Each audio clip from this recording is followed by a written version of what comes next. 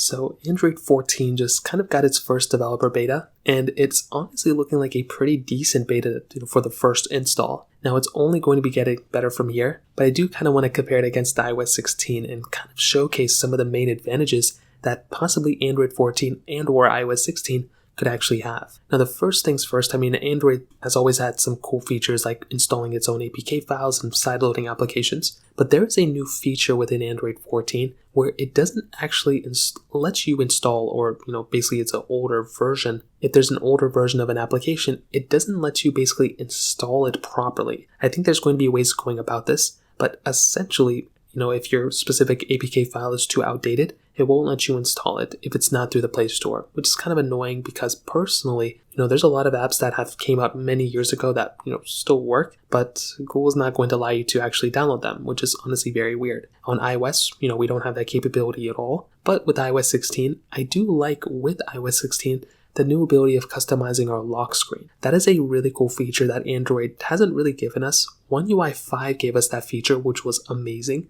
iOS 16 gave us that feature too. It kind of, I think, started this trend. Unfortunately, with the Google and with the Android 14, still doesn't really give us that type of capability, which is kind of sad. Now, another interesting thing that's the same between Android 14 and iOS 16 now is with screen time. So screen time is a built-in feature within iOS 16, which basically shows you in detail the applications you're using and screen time and whatnot. But it looks like screen time is actually back on our, Android devices. So now it'll actually tell us our screen on time, and it will give us also a breakdown of exactly, what applications are, basically using up our screen time like that. So I think it's natively installed. I don't think we have to turn anything on like on iOS. So that is a really cool thing. I think the only thing they're missing now is basically like maybe focus modes, but I even think they kind of have that. But that's a really cool thing that both these phones kind of have nowadays. Now, another user on Android 14 was actually able to see that there's some bloatware. Basically, if there's a bunch of bloatware being installed in the background, it looks like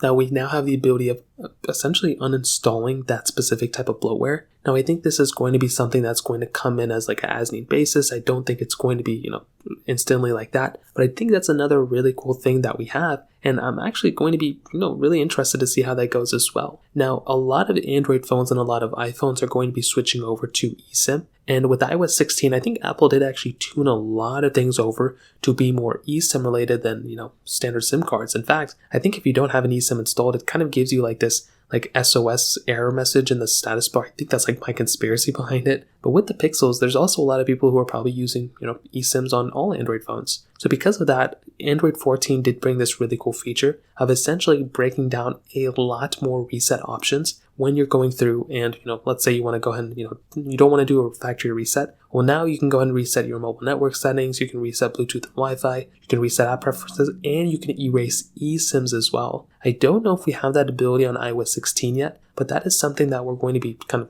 going to be interested to see what kind of Apple does there. But I'm sure a factory reset will also pretty much remove your specific, eSIMs as well. Now, there's a lot of other changes as well, but on the iPhone side for a second, like I've said before, I do like iOS 16. I do think that iOS 16 probably brought more to the table than Android 13 did. So I'm curious to see what Google's going to be doing with the Android 14. I think there kind of needs to be some more visual changes. I think if they give us the ability of customizing our lock screen a little bit further, I think that would be really cool. Android 13 did bring us the ability of having like multiple users on our phone, so that's always been really awesome. Unfortunately, iPhones don't have that ability. I'm sure they'll probably bring it at some point. I think there's been some ways Apple's kind of alluded to it. But to kind of sum up this quick comparison, what I'll tell you is that Android 14, it's just getting started. And looking at their specific, Android 14 developer preview timeline on their website, essentially we're from this month to next month, it's just going to be developer previews. So nothing is really going to change there. It's just going to be massive amounts of probably small little changes, like